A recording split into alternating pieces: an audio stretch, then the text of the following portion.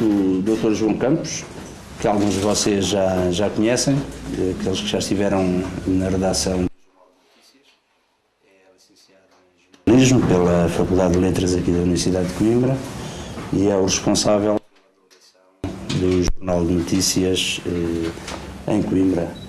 Lembrei-me de convidar o Dr. João Campos para vos falar a pretexto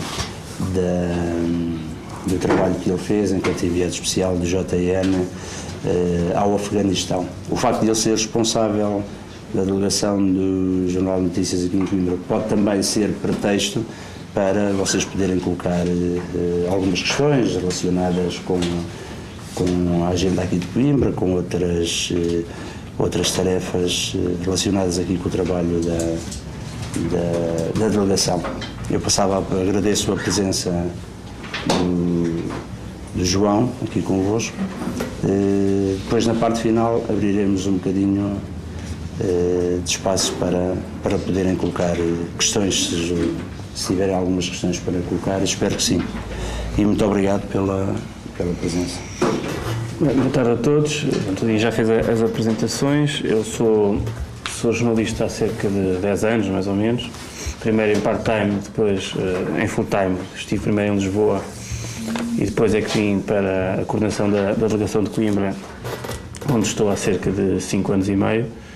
E felizmente no JN tem sido prática que mesmo estando, não sei se estão a ouvir todos, não costumo falar assim muito alto, mas que mesmo as pessoas que não estão na sede, que no nosso caso é no Porto ou em Lisboa, é normal que as pessoas das delegações sejam chamadas a outro tipo de trabalhos no exterior, como é o caso. Outros nós não fazem, no meu caso têm feito, e acho que também não é por nós não estarmos próximos das sedes, não temos direito a fazer estas coisas, que são trabalhos que nós valorizamos e que não são secas, antes pelo contrário, não é?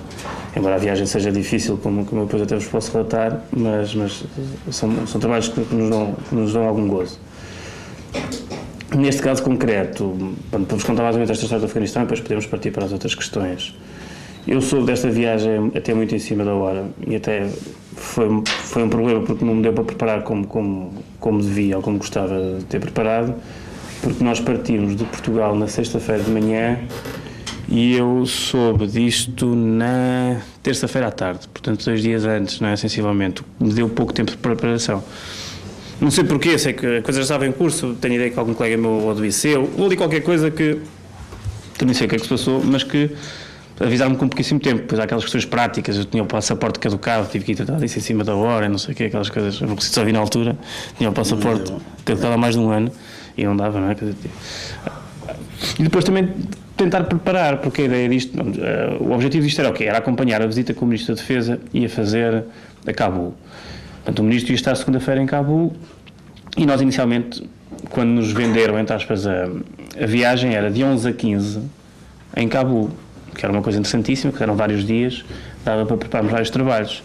Eu comecei logo a fazer contactos para o Afeganistão, tentar falar com jornalistas de agências que estivessem lá sediados em Cabul, tentei falar para, não é Cruz Vermelha, lá é o Crescente Vermelho. Então, tentei o máximo número de contactos possíveis para, a partir do momento que eu chegasse ao Afeganistão, tivesse já os contactos diretos das pessoas para tentar fazer outro tipo de trabalhos que não a visita normal do Ministro da Defesa. Essa fase da preparação é uma fase muito importante. É que eu tive pouco tempo, quer dizer, para já arranjar contactos do Afeganistão não é fácil, não é? Quer dizer, quer internet, tentei falar com outros colegas do jornal que já lá tinham estado quando foi daquele período mais quente, houve lá colegas meus que estiveram lá algumas semanas mesmo, e portanto foi uma fase complicada, não é fácil, e compatibilizar isso com o trabalho da delegação, que também não podia parar e tinha que fazer tudo ao mesmo tempo.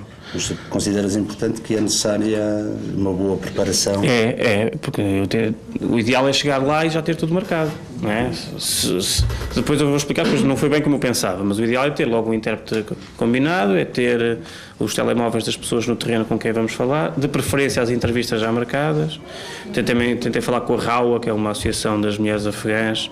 Portanto, tentei ter o máximo possível de contactos para chegar lá e começar logo a trabalhar à margem daquela agenda, até porque a agência Lusa também ia na viagem, nós tínhamos uma listagem de todos os colegas que iam.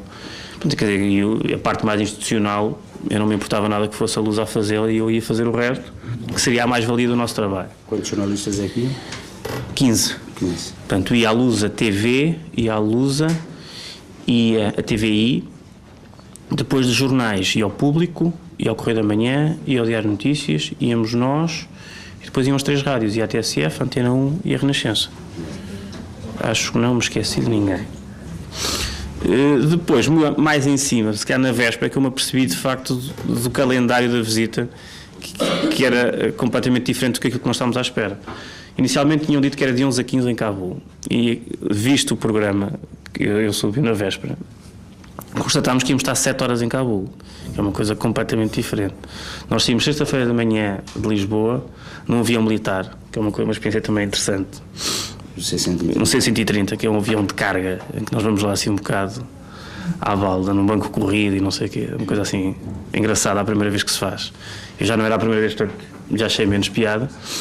E fizemos. É um caminhão, não é? É um caminhão, o barulho, tem que se mesmo pôr os tampões para os ouvidos, os bancos não tem costas, madeira, não tem costas, não tem nada.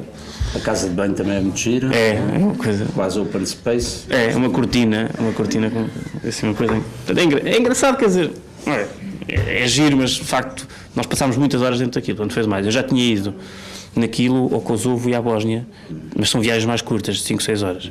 Neste caso, nós fizemos, portanto, saímos sexta-feira de manhã de Lisboa às 9 horas, fizemos 7 horas até Creta, foi logo o batismo. E depois, como estávamos a voar contra o sol, 7 horas chegamos lá já é de noite, não é? Lá já eram mais 2 ou 3 horas em Creta, dormimos em Creta, no dia seguinte de manhã fomos outra vez para o avião, foram mais 7 horas, se não me engano, para o Bahrein, e mais uma vez contra o sol também, chegámos lá já de noite. Depois tivemos domingo no Bahrein, aí deu para conhecer o Bahrein, deu para ter até aí trabalho nenhum, porque não havia nada para fazer.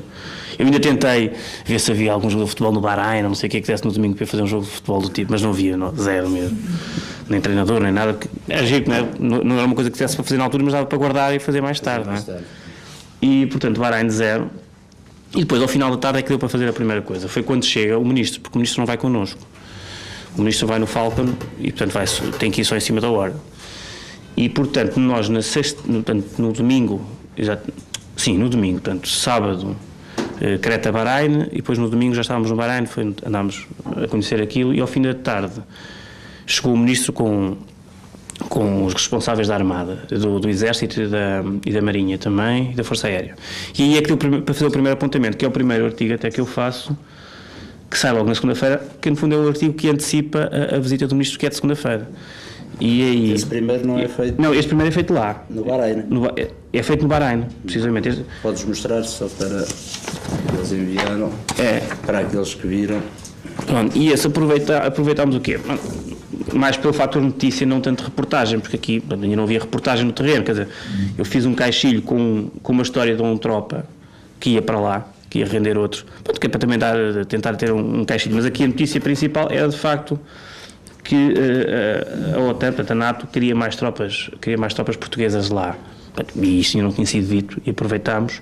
Depois também fiz aqui uns apontamentos da própria viagem e dos cuidados que o avião tinha que ter. Foi coisas que nós fomos falando durante a viagem com os pilotos, porque o facto de aquilo ser um cenário de perigo, de risco, obriga a que o avião tenha umas certas cautelas. O cockpit tem que ser reforçado, tem que apagar as luzes, tem de facto aqueles dispositivos antimísseis que eles disparam uma coisa qualquer para o míssil se enganar, uma fonte de calor. E aproveitei também para dar um bocado da ideia da viagem, do ambiente no C-130, fiz essa primeira notícia. Depois, ainda nessa noite, portanto de domingo para segunda, não dormimos e saímos do Bahrein às 2 da manhã e fomos para Cabul. Foram mais 6 horas, portanto estão a ver vocês, 7, 7, 14 e 6, 20 horas só para chegarmos a Cabul, quer dizer, foi uma coisa perfeitamente... No C-130 para lá estar 7. Multiplicar por 10 em relação a... 20 horas para lá estar 7, quer dizer, tanto que nós, na véspera da viagem, ainda chegámos a ponderar da bondade de se fazer a coisa, porque, quer dizer, 7 horas em Cabul não dava, como depois eu infelizmente comprovei, não dava para fazer entrevista com as mulheres afegãs, não dava para ir falar com outros jornalistas, não dava para ir com os tipos de crescente vermelho ver qual é o trabalho deles. Quer dizer, íamos resumir muito de facto à viagem institucional do ministro, que ele usa, faria bem ou mal, mas acabaria por fazer. E fomos claramente porque a concorrência também ia. Quando chegámos à lista, o público vai, o DN vai, o Correio da Manhã vai, não podemos correr o risco de não ir. E fomos por isso, porque porque isto tem custos, a viagem é a Força Aérea que paga, porque vamos lá no avião, mas quer dizer, os hotéis, os telefones, essas coisas todas, e as empresas também têm que fazer contas a isso.